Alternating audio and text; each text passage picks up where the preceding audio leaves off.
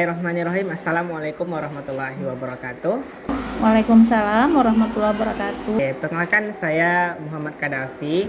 Di sini saya sedang mengerjakan sebuah tugas podcast dari mata kuliah perancangan dan pengembangan kurikulum. Topik mengenai desain pengalaman belajar peserta didik menggunakan kerangka UBD. Nah, kerangka UBD ini pertama kali diperkenalkan oleh Wiggins dan McTighe pada tahun 1998. Nah, understanding by design ini juga dikenal dengan backward design, di mana desain pembelajaran itu dimulai dengan menentukan tujuannya terlebih dahulu, kemudian cara menilainya, dan baru merancang pembelajarannya. Oke, di sini saya tidak sendiri, saya sudah kedatangan tamu yang spesial. Dia adalah seorang pamong kami dari SDN 02 Lubuk Buaya. Sebuah sosok guru masa depan. Saya perkenalkan Ibu Elyudanti Titin. Bagaimana kabarnya, Bu? Alhamdulillah sehat. Nah, bagaimana kesehariannya, Bu? Aman? Aman. Lancar ya, Bu, aktivitasnya? Iya. Oke. Nah, Ibu ini merupakan guru di sekolah dasar, mengajar di kelas 3 ya, Bu ya. Mengajar di kelas 3. Nah, sekarang kita mau bahas mengenai kerangka UBD ini, Bu. Nah, jadi kerangka UBD ini ada yang dalam merancang sebuah modulnya, kita mengenal istilah where to, Bu. Nah, where to ini merupakan sebuah template atau panduan bagi guru untuk merancang modul pembelajaran sesuai dengan konsep UBD yang sebenarnya. Yang pertama mengenai W dulu, Bu. W itu where and why. Nah, kemana dan kenapa tujuan pembelajaran itu kita pilih dan mau dibawa kemana, ini pemahaman peserta didiknya. Kita ambil salah satu contohnya aja ya, Bu ya. Mungkin dalam pembicaraan IPA contohnya ya, Bu, kan, Bu. Kita ambil contohnya materi yang biasa kita kenal dengan metamorfosis. Nah, apakah Ibu sudah mengajar metamorfosis sebelumnya, Bu? Sudah lewat pelajarannya ya pada awal semester. Oke, metamorfosis berarti Ibu sudah berpengalaman ya, Bu. Nah, saya mau bertanya nih, Bu. Bagaimana sih, Bu? Dan seperti apa tujuan yang Ibu terapkan dalam pembelajaran metamorfosis ini, Bu? Baiklah, adapun tujuan pembelajaran yang Ibu terapkan dalam memahami proses metamorfosis ini adalah dengan menghubungkannya dengan konsep perubahan alam ya di sekitar mereka. Diharapkan siswa dapat menggambarkan tahap-tahap metamorfosis dengan jelas dan memahami pentingnya proses tersebut dalam siklus hidup hewan. Oke, bagaimana cara Ibu menentukan apakah tujuan yang telah Ibu rancang itu relevan dengan peserta didik, Bu? Jadi ada kaitan kontekstualnya gitu dengan kehidupan sehari-hari peserta didik di rumah dan lingkungannya. Adapun tujuan pembelajaran yang Ibu terapkan adalah agar siswa tidak hanya memahami tahapan metamorfosis, tapi juga bisa mengaitkan pengetahuan ini dengan fenomena alam yang mereka temui. Kemudian mengembangkan keterampilan berpikir kritis melalui observasi dan eksperimen yang sederhana. Oke, mungkin dengan relevansi yang begitu peserta didik merasakan pemahaman yang lebih bermakna tentunya ya kan, Bu. Kemudian tantangan ya, ini tantangan, Bu. Tantangan terbesar apa sih yang Ibu temui selama merancang tujuan pembelajaran yang inklusif dan relevan dengan peserta didik?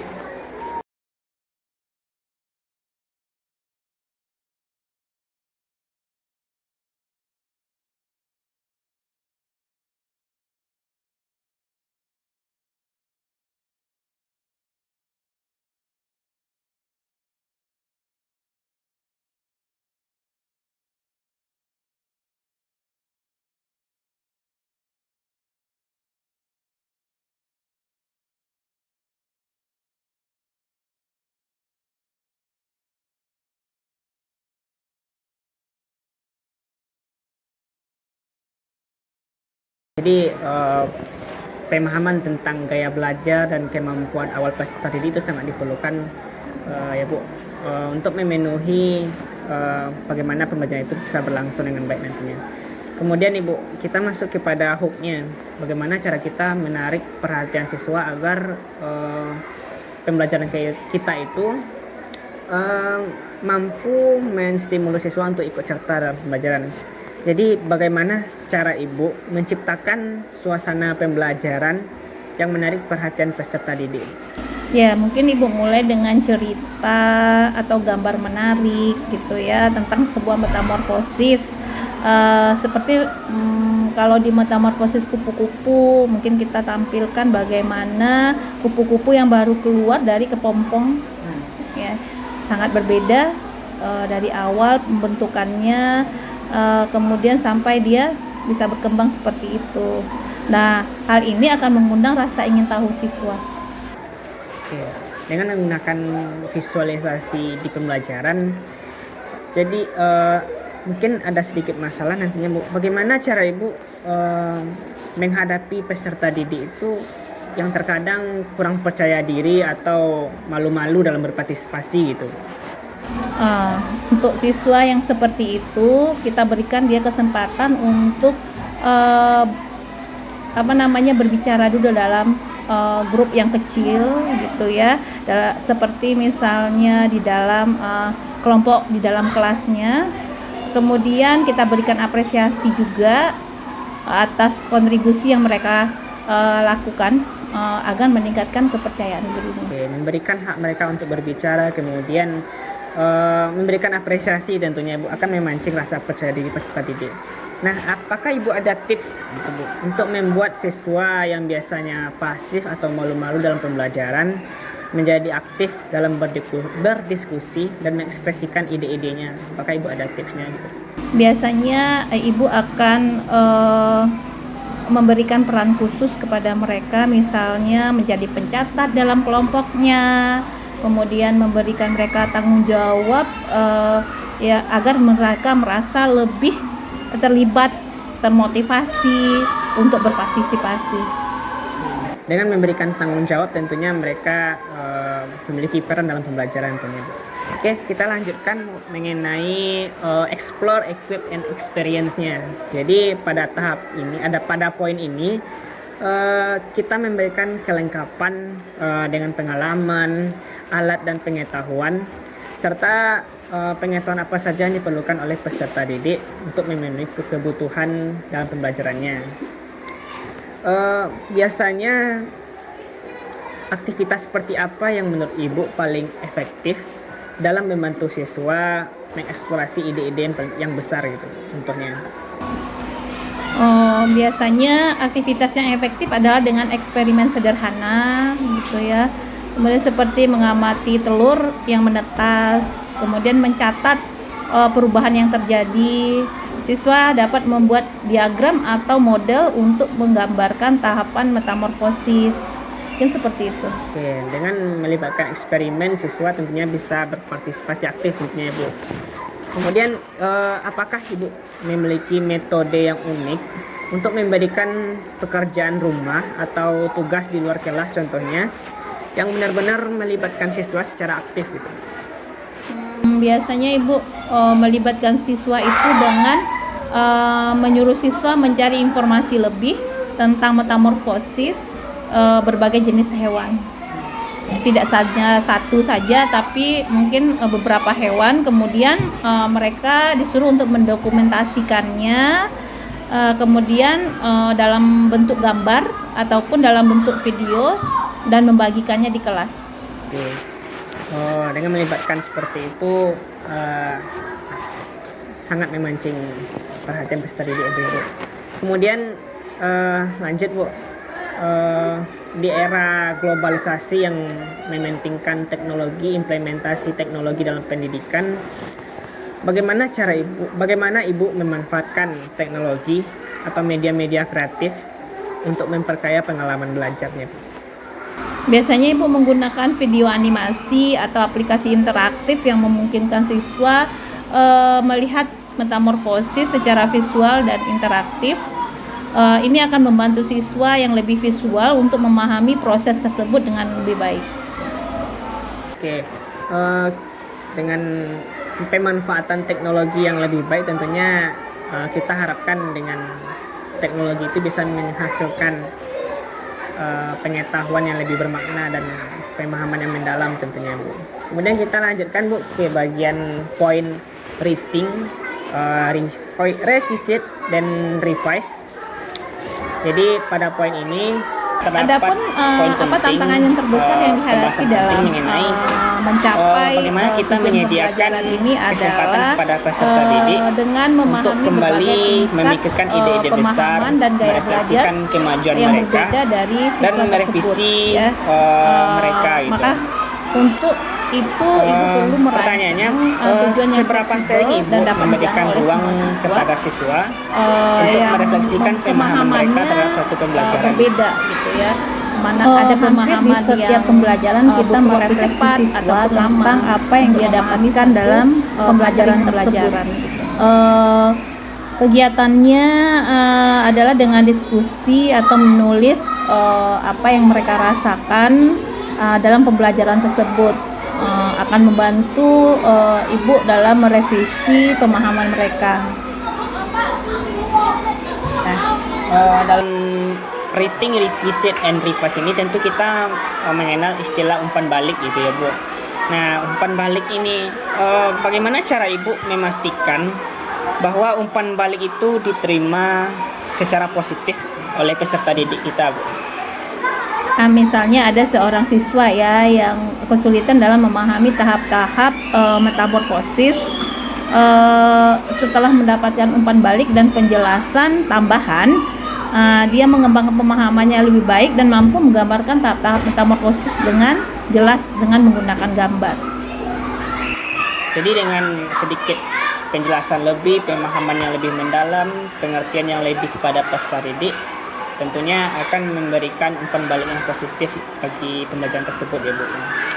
Oke, jadi gini Bu, apa strategi Ibu untuk membantu siswa agar belajar dari kesalahan tanpa kehilangan motivasi? Kan ada juga siswa itu setelah salah motivasi belajarnya menurun, atau karena beberapa faktor atau dari temannya bisa saja motivasinya menurun pada pembelajaran gitu.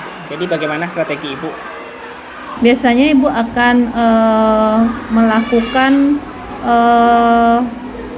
memberikan kesempatan kembali kepada anak didik tersebut untuk mencoba, kemudian memperbaiki pekerjaan yang sudah dia lakukan atau kesalahan yang sudah dilakukan itu, kemudian memberikan pujian atas kerja yang baru dia lakukan atau atas perbaikan tersebut. Dia kemudian memastikan motivasinya bisa membuat dia tetap melakukan aktivitas dia seperti meremedi itu ya. Oke, jadi dengan memberikan kesempatan pada peserta didik untuk belajar dari kesalahannya, kemudian terus mendorong dia agar terus belajar, bisa meminimalisir kehilangan motivasi belajar tentunya ya Bu. Dan itu sering Ibu terapkan di kelas ya Bu. Oke. Kita lanjutkan Bu pada poin berikutnya mengenai exhibit and evaluate. Nah, pada tahapan ini kita mengetahui atau mengkonstruksi dalam peluang bagi peserta didik untuk mengevaluasi kemajuan dirinya. Jadi peserta didik itu bisa mengetahui di bagian mana saja mereka telah mengalami kemajuan gitu. Nah, dari sudut pandang Ibu, bagaimana cara Ibu dalam membantu peserta didik untuk memahami kekuatan dan kelemahan mereka melalui proses evaluasi? Biasanya ibu memberikan evaluasi berbasis tugas yang menunjukkan pemahaman mereka, seperti juga menyuruh mereka presentasikan tugasnya ke depan tentang metamorfosis tersebut dan memberikan nanti umpan balik tentang apa yang sudah mereka kuasai dan apa yang perlu diperbaiki. Ya. Jadi setelah mengetahui kelemahan dan kekuatan mereka, seperti apa evaluasi yang biasanya Ibu berikan dan bagaimana dampaknya kepada siswa tersebut? Biasanya Ibu memberikan evaluasi formatif melalui diskusi, proyek, dan ujian singkat. Dampaknya ya siswa dapat melihat perkembangan mereka dari waktu ke waktu dan lebih memahami area yang perlu mereka tingkatkan. Oke. Oke, poin berikutnya Bu, kita akan membahas tentang Taylor. Taylor ini bagaimana kita disesuaikan rancangan pembelajaran tersebut dengan minat dan bakat mereka serta gaya belajar, kemudian kebutuhan peserta didik. Nah, dari Ibu sendiri, bagaimana cara Ibu memastikan kebutuhan peserta didik ini yang beragam? Tentunya mereka memiliki kebutuhan yang beragam tentunya kan Bu. Kemudian bisa Ibu akomodasi dalam satu kelas itu Bu? Biasanya kita memberikan asesmen diagnostik di awal tentang bagaimana gaya belajar siswa di kelas tersebut ya. Kemudian kita mengelompokkannya berdasarkan kemampuannya, memberikan tambahan sumber belajar juga sesuai dengan kebutuhannya, dan memberikan pendampingan jika misalnya siswa memerlukan bimbingan lebih intensif. Oke. Dengan adanya asesmen diagnostis tentunya kita bisa mengetahui kemampuan awal peserta didik. Kemudian pengelompokan sesuai level kemampuan belajar dan menambahkan sumber belajarnya juga dan pendampingan dari Ibu tentunya kan Bu. Kemudian apa yang Ibu lakukan jika rencana pembelajaran yang telah Ibu rancang sebelumnya tidak sesuai dengan ekspektasi yang Ibu rencanakan gitu?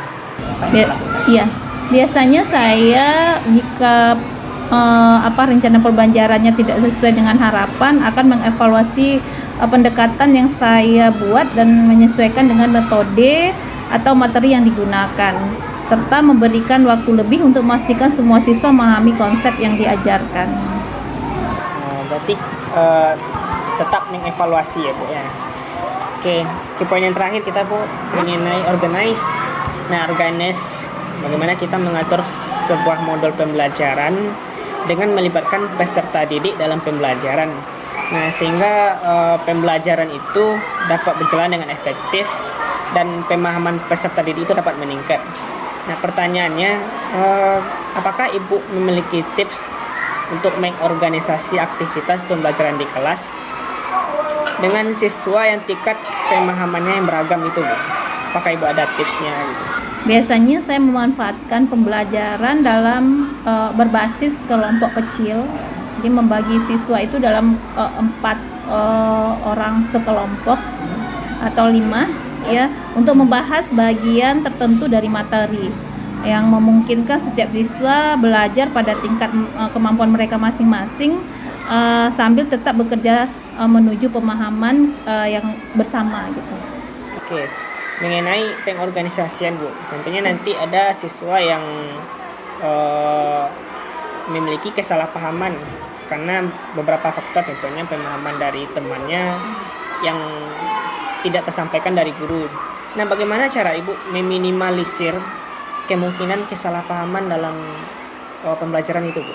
Jadi sebelum kita masuk pembelajaran atau akan memberikan kita perjelas dulu instruksi bagaimana menggunakan misalnya contoh visual atau demonstrasi untuk memperjelas konsep-konsep yang lebih sulit dipahami.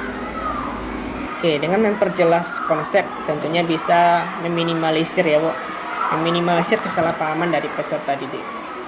Oke, pertanyaan terakhir Bu, bagaimana cara Ibu menentukan pembelajaran yang efektif untuk tema-tema yang tertentu? Kan tadi kita bahasnya metamorfosis. Kalau tema-tema lain, bagaimana cara Ibu menganalisis pembelajaran yang efektifnya itu? Bagaimana menganalisis pembelajaran yang paling efektif, yaitu dengan melalui pengenalan konsep dasar.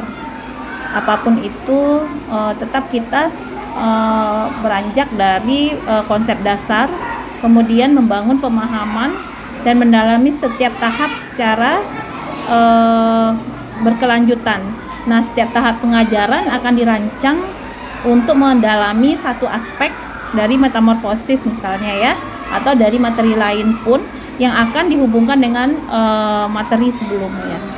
Oke, itulah sedikit apa tadi Bu podcast kita mengenai UBD, kerangka desain pengalaman belajar peserta didik mengenai kerangka UBD. Semoga apa yang telah Ibu sampaikan bermanfaat untuk kami. Kemudian terima kasih juga Bu telah berbagi pengalaman tentang proses pembelajarannya di kelas. Semoga lancar-lancar kegiatannya di kelas Bu. Amin. Amin ya rabbal alamin. Dan semakin sukses untuk Ibu ke depannya. Ya, sama-sama. Ya. Semoga sukses. Ya, terima kasih banyak Bu. Nah, salah satu bentuk implementasi kerangka understanding by design di lapangan khususnya yang telah diterapkan oleh Ibu Ayu dan Titin di sekolah SDN 02 Lubuk Buaya. Semoga apa yang diberikan kepada kita bermanfaat dan menjadi amal jariah untuk beliau tentunya. Demikian, terima kasih sudah menyaksikan video ini. Semoga bermanfaat. Assalamualaikum warahmatullahi wabarakatuh. Waalaikumsalam. Terima kasih Bu.